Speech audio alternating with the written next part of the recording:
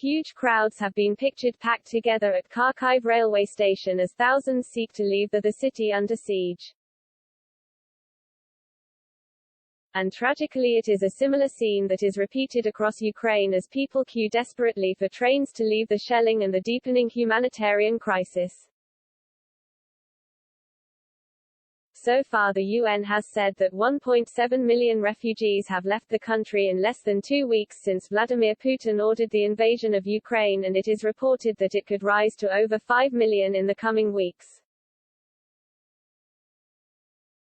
Others hide in shelters fearing the bombs while food and water runs out and electricity and other energy supplies have been cut in many areas. Sieges and bombings have continued as Ukraine rejected possible humanitarian corridors to Russia and Belarus, but said some limited progress had been made on agreeing logistics for the evacuation of civilians. In the city of Irpin, on the northwest edge of Kyiv, fleeing residents ran with their young children in strollers, or cradling babies in arms, while others carried pet carriers, plastic bags and suitcases.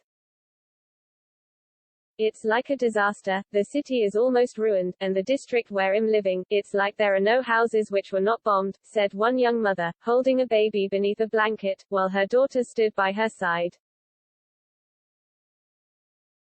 Yesterday was the hardest bombing, and the lights and sound is so scary, and the whole building is shaking.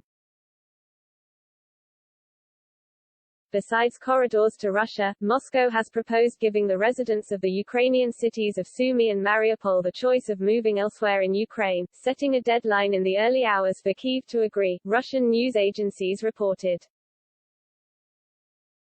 After the third attempt to ease the bloodshed at talks in Belarus, a Ukrainian negotiator said that although small progress on agreeing logistics for the evacuation of civilians had been made, things remained largely unchanged.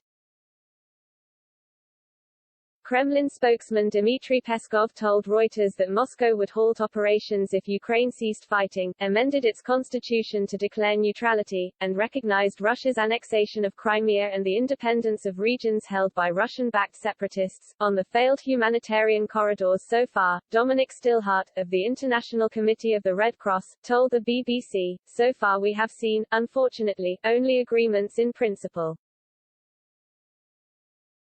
But they have immediately broken down because they lack precision. They lack the kind of agreements over times, over roads, over whether people can go out or goods can come in. We have a team in Mariupol on the ground. They were ready on Sunday, despite the fact that it was not entirely clear what exactly the agreement was. As soon as they reached the first checkpoint, they realized that the road that was indicated to them was actually mined. Meanwhile, a British Ukrainian is helping to evacuate refugees across the Polish border using a London black cab, saying he is doing everything he can. Roman Timchishin, 31, has already transported around 80 people including pregnant women, disabled elderly people, children and even a 9-month-old baby. He began driving refugees in his black cab across the Polish border on February 28, and has since racked up around 2,169 miles, which is around 300 miles a day. My employer is very generous and has allowed me 1 month's paid leave, so I relocated to Ukraine mainly to help people evacuate, Mr. Timchishin said. Until they cross the border or reach their final destination, the passengers feel frightened, but they are sometimes more relaxed when they are gathered together with different families, as I form groups of random people. They discuss their stories and cry together about the losses or talk about their family members who have been split up. Mr. Timchishin, who is from Lviv, western Ukraine, traveled back to his birth country with his wife Uliana Vok from their home in Portadown, Northern Ireland, after war broke out almost a fortnight ago. After another day of fighting, a Russian strike on a bread factory killed 13 in the town of Makariv in the Kyiv region, Ukrainian officials said, while Russia denies targeting civilians.